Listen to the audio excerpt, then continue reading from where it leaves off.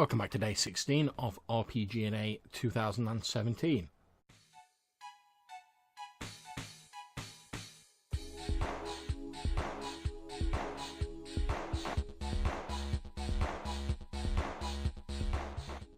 Today's question is, which RPG do you enjoy using as is? Now, I've spent some time thinking about this over the course of the day, which is partly why this video response is going out a little bit later than some of my other ones. And this is a question that gave me a great deal of trouble, until finally I realised that perhaps the reason I was having trouble was the actual answer I needed. So in the end, I've gone for saying that my answer to which RPG do you enjoy using as is, my answer is none of them. Absolutely none of them. So does that mean I don't enjoy RPGs? No, of course not. I love RPGs. It's an amazing, imaginative hobby full of very enthusiastic people with some great games out there. Lots of which, Fate, Warhammer Fantasy Roleplay, Star Wars, OSR. You've heard me talk loads about the stuff that I like. However, whenever I pick up a game, I normally go through sort of 3 stages, if you want to loosely call them that. And these 3 stages are: 1, when I first pick up a game, I read through it, look at it, think, oh, that's really cool, and I'll run it as is for a little while just to get used to it.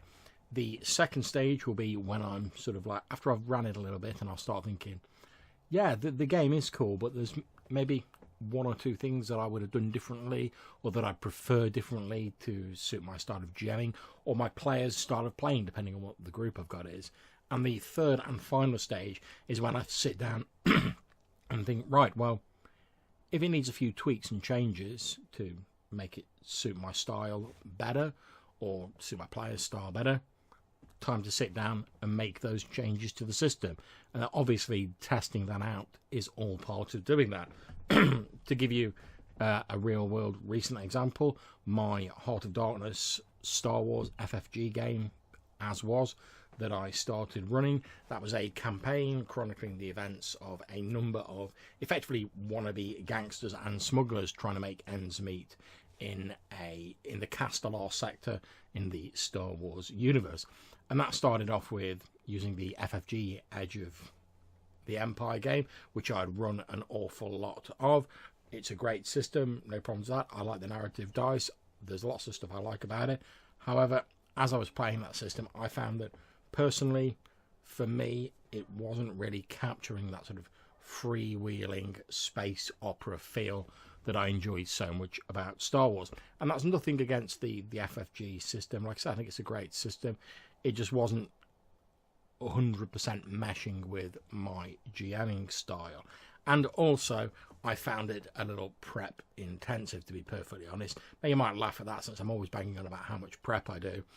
But I was having to do prep in areas where I was spending a lot more time coming up with stats and working out antagonists and stuff like that than I would have liked to. I'd rather be focusing on the story.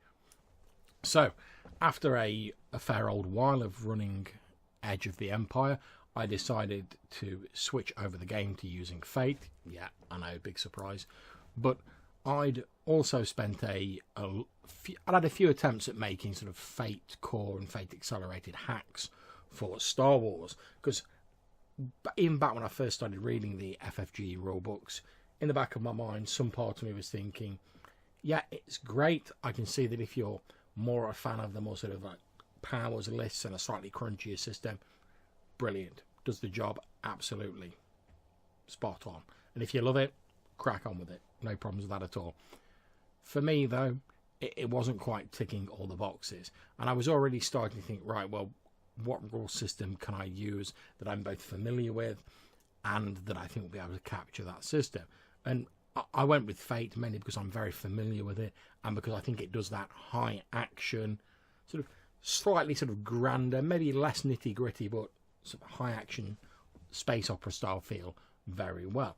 Now, we've converted over to using that. Since we've done that, there's been a few things like wealth which have come to light, which maybe aren't covered by the Fate system as is, sort of out of the box, where I've sat down with like the Fate Toolkit and numerous other books and I've even asked around online in various communities thinking, right, well, how can I arrive at a solution that will suit my style and my group style?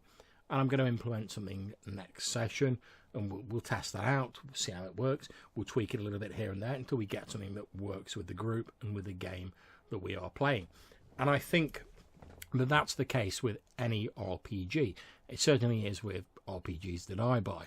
I go through these 3 stages, as I've said: getting the game and running it, 2, working out what doesn't really work for me or doesn't work as well as I'd like it to, and 3, working out what I can do about it, implementing changes, and then testing them and tweaking them to get them how I want. And I think that's one of the beautiful things about this hobby. Just because you buy a book and it's all there in black and white or a PDF or whatever, it doesn't mean you necessarily have to stick with it as is. People who want to just buy a roleplay book and run it as is, again, that's fine. If you enjoy that, that's great. One of the things I always enjoy about the hobby and what spurs me on in my games mastering, though, is the drive to try and run a better session than the one I did previously. And a large part of that is getting the system to mesh with my style and the player's style. So I think that when the 2 are working in synchronicity and in harmony, you get a far better game as a result. And things like prep and the various other tasks that go on behind the scenes that GMs do for running games become far less of a chore.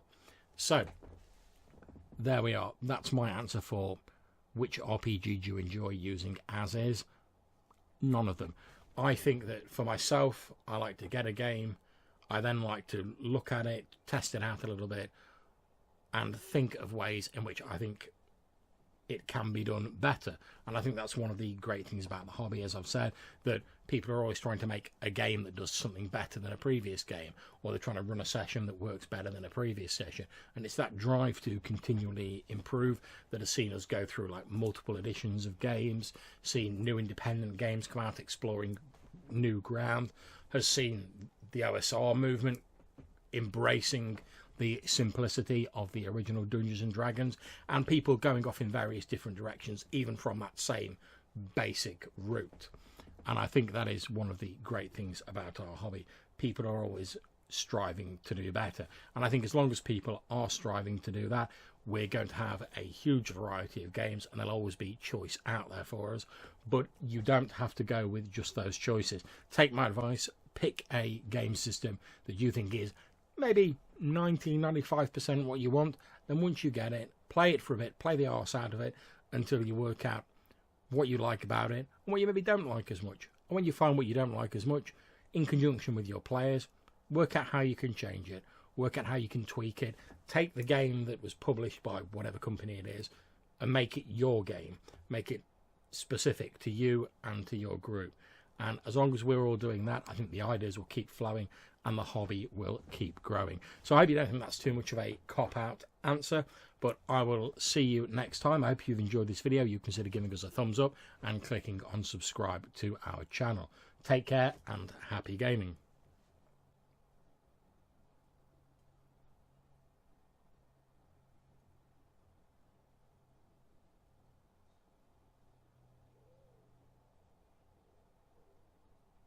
And we hope if you've enjoyed this video, you'll check out some of the others on Red Dice Diaries. Take care.